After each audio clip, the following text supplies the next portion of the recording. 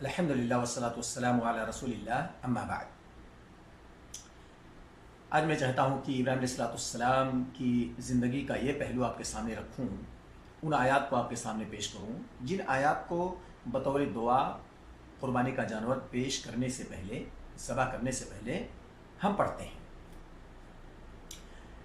اس کے صحیح اور عدم صحیح ہونے کے بارے میں اختلاف ہے۔ جو صحیح ہے دعا وہ یہ ہے بسم اللہ واللہ اکبر کہہ کر کے جانور کو ذبح کر دیں، لیکن چونکہ یہ آیات بطور دعا پڑھی جاتی ہیں اس لیے میں چاہتا ہوں کہ ان آیات کا مختصر خلاصہ آپ کے سامنے پیش کرتا ہوں۔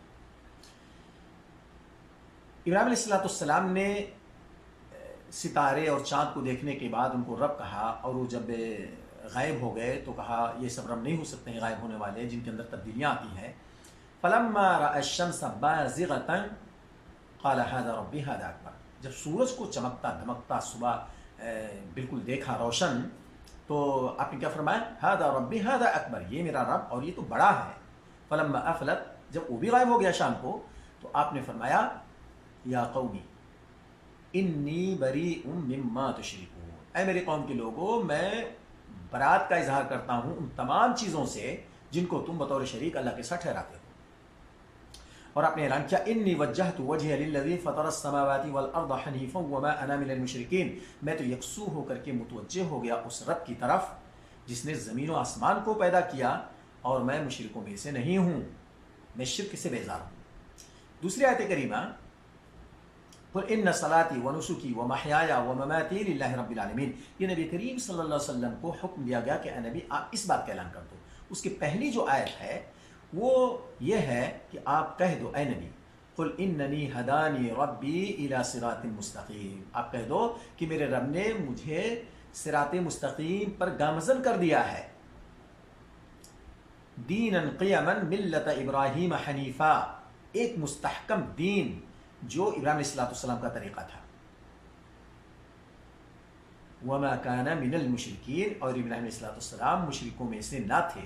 جو اس آیت کے اندر انہوں نے شرک سے برات کا اظہار کیا اس کی گواہی اللہ رب العالمین نے نبی کریم صلی اللہ علیہ وسلم سے دلائی کہ ابراہیم علیہ السلام مشرکوں میں سے نہ تھے، اور اس کے بعد فرمایا اب آپ یہ کہہ دو قل، اے نبی آپ کہو ان صلاتی، میری نماز، ان صلاتی ونسکی، میری نماز، میری ساری عبادات، ومحیای ومماتی للہ رب العالمین، اور میری زندگی میری موت سب اللہ رب العالمین کے لیے ہے۔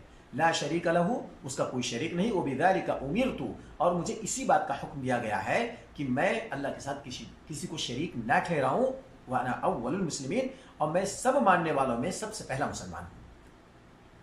یہ آیات، تین آیتیں یہ پڑھی جاتی ہیں۔ ان تین آیتوں پر آپ غور کریں، ہم غور کریں تو پتہ یہ چلے گا کہ جس جانور کو قربان کرنے جا رہے ہیں وہ کس کے لیے کرنے جا رہے ہیں؟ اللہ رب العالمین کے لیے۔ وہ قربانی اللہ کو دینے جا رہے ہیں، اور اس کا گوشت پوشت اللہ کو نہیں پہنچتا ہے۔ لن ینال اللہ لحومها ولا دماؤها ولکن ینالہ التقوی منکم، وہ ہمارے دل کا جو تقوی ہے وہ اللہ کو پہنچتا ہے۔ اس پر ہمیں فوکس کرنا چاہیے، نہ یہ کہ قربانی دینے میں ریاکاری سے کام لے، اور یہ سوچ کر کے کہ آج یہ قربانی اللہ کے لیے دے رہے ہیں تو اس کے علاوہ قربانی کسی اور کے لیے دینا جائز نہیں ہے، حرام ہے، اور یہ شرک ہے جو دھڑلے سے مزاروں پر باباؤں کے نام، ان کے نام، 11ویں کے نام پر، 12ویں کے نام پر، 14ویں کے نام پر ہم یہ سال بھر دیتے رہتے ہیں۔